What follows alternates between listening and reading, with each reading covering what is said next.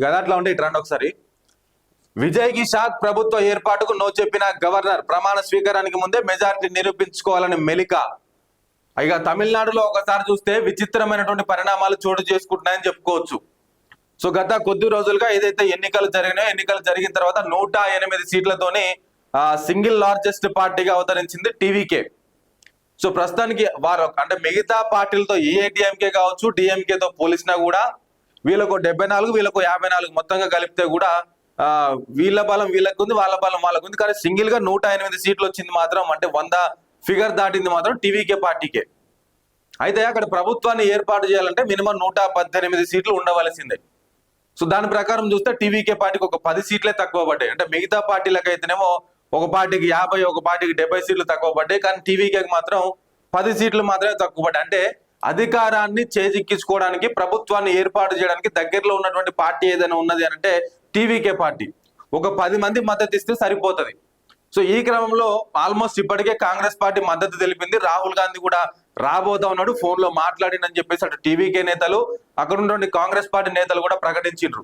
So ఆ Congress party అభ్యర్థులను కావచ్చు, ఇంకొంతమంది లెఫ్ట్ వాళ్ళని ఒకరిద్దరిని కలుపుకుంటే కూడా 112 వరకు వచ్చి ఆగింది ఫిగర్ అది.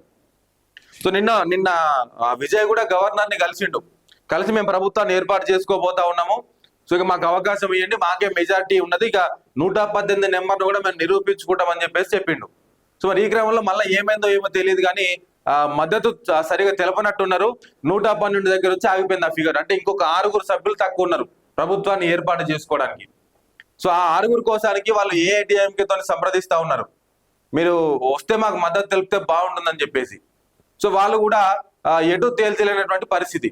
సో విజయ్కి మొన్నటి అంటే ఎలక్షన్లలో ఎప్పుడైతే ఆయన ఇక గెలుస్తున్నాడు, ఆ మెజారిటీ ఎక్కువగా ఉండదని చెప్పేసి వార్తలు వచ్చినాయో, వెంటనే పోలీస్ సెక్యూరిటీ కావచ్చు, అదేవిధంగా సీఎం కి ఎట్లాంటి భద్రత కల్పిస్తారో, ముందు వెనక ఆ వాహనాలు ఎట్లయితే కల్పిస్తారో, ఆ కాన్వాయ్ ఏర్పాటు చేయడం కావచ్చు, ఇట్లా రకరకాలుగా ఒకటేసారి సీఎం హోదా అంతా కల్పించారు విజయ్కి.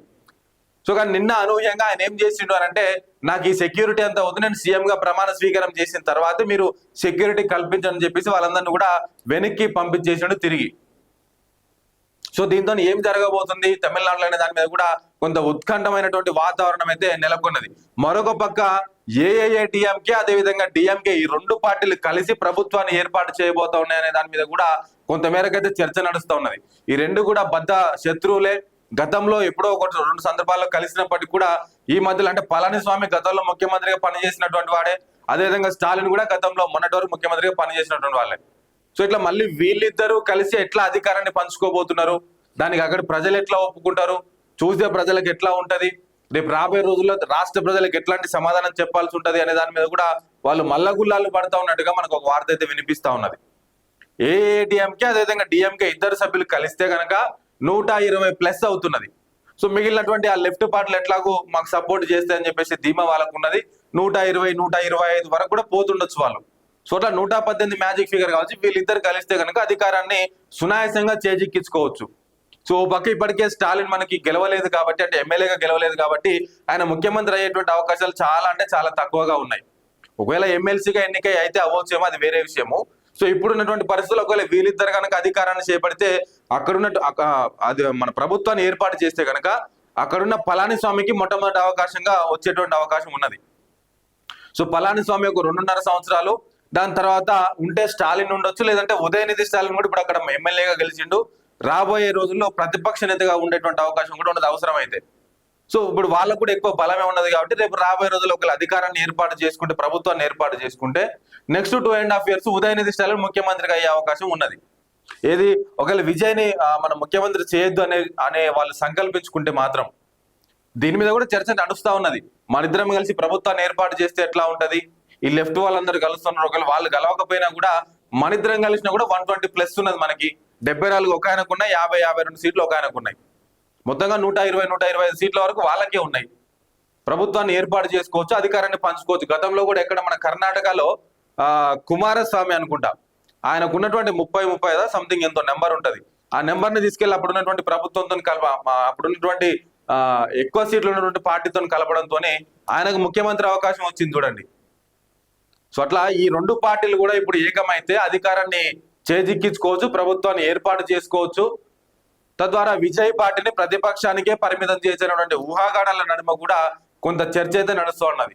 సో అందుకే నిన్న గవర్నర్ కూడా నిన్న గవర్నర్ కలిసిరు, కానీ గవర్నర్ కలిసినప్పుడు సరే అన్నాడు, కానీ సాయంత్రం వరకు చూసిండు బలం లేకపోనట్టున్నది.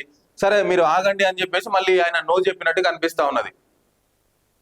దీంతో అంటే విజయ్ పక్కన కూడా లెఫ్ట్ పార్టీలు ఎవరైతే ఉన్నారో అంటే ఆయనకు మద్దతు ఇచ్చేటువంటి పార్టీల అభ్యర్థులందరితో కలిసి మన పార్టీ అధ్యక్షులతో కావచ్చు వాళ్ళ ప్రతినిధులతో కలిసి గవర్నర్ కలిసిండు.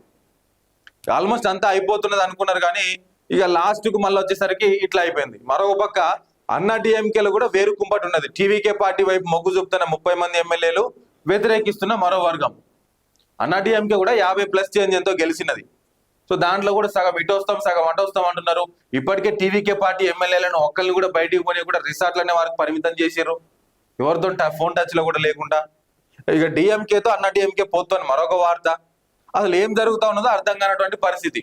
చూడాలి మరి 1-2 రోజులని దీనికి ఫుల్ స్టాప్ పడేటువంటి అవకాశం అయితే స్పష్టంగా కనిపిస్తున్నది.